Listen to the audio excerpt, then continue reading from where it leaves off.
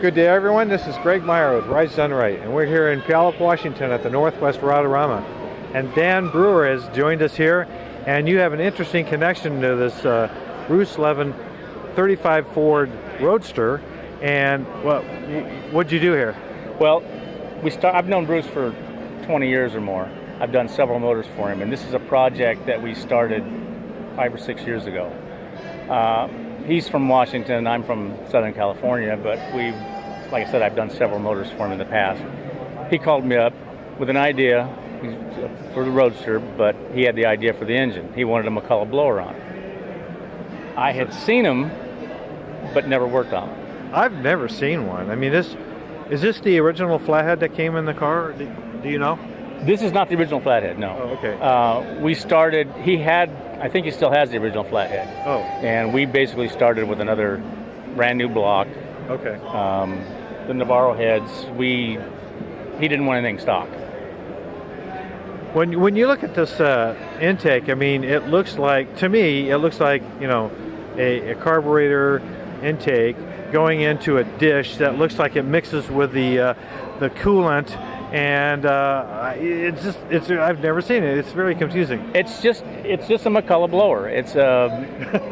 They built them. Just a McCulloch blower. They built them in the 30s. They started in the 30s, and it's a centrifugal blower. So it's not a roots type blower. It's They don't produce a whole lot of boost. Yeah. But they do work.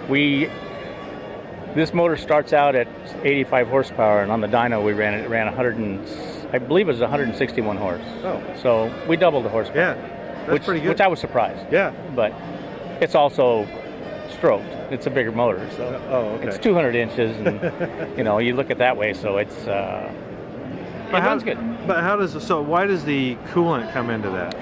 Is that cooling? Is cooling charge off? You're cooling the charge. Basically. Okay, so what it does, it comes out of the radiator, through the blower, out the side over there, into the motor, and that's basically all it's doing is to keep that charge cool. Okay. The cooler the charge, the more power you're going to make. Right. And that's more dense. It's just simple. Yeah. It really is. Well, they must not have made too many of these. I mean, I've never seen one. I don't know the exact number they made. All I know is this is the first one I've worked on, and I've only seen 4 or 5 on different cars. Is this something you can find on the internet to find? How do you repair a McCulloch blower? That's a difficult question. When I got this, I'd never worked on one. So first thing you do is you get on the internet, or you look for old magazines, or you talk to people. Yeah. And I virtually got no information, none. Yeah. Every time you would find an article, the information would contradict itself. Oh.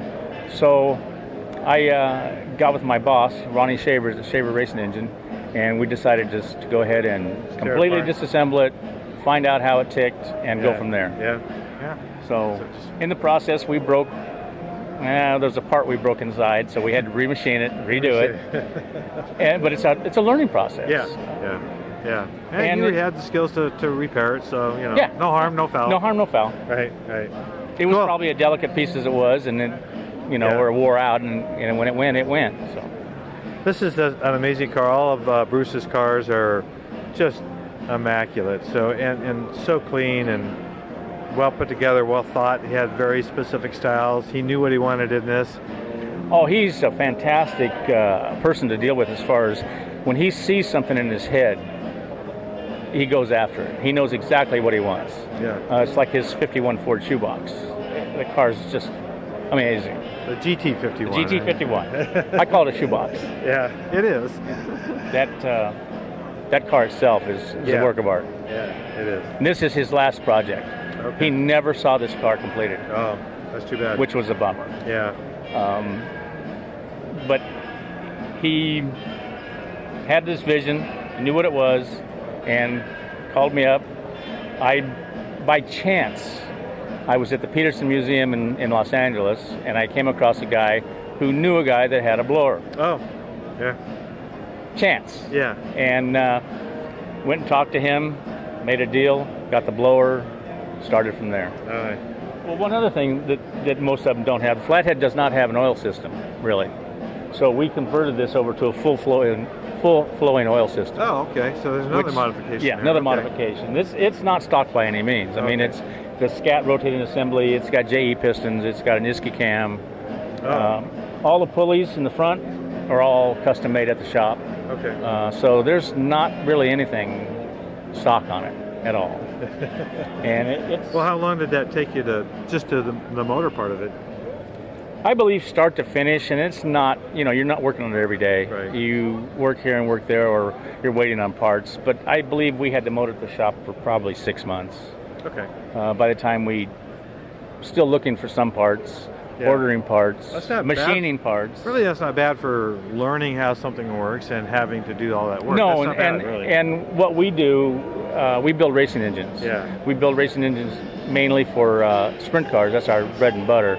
We do all of Tony Stewart's stuff for his World of Outlaw car. Okay. So these are, I can't say fill-in because we do a lot of them, Okay. but they're not, if you work on this and then you get an emergency or something Right. that's due, Right. racers don't wait. Right.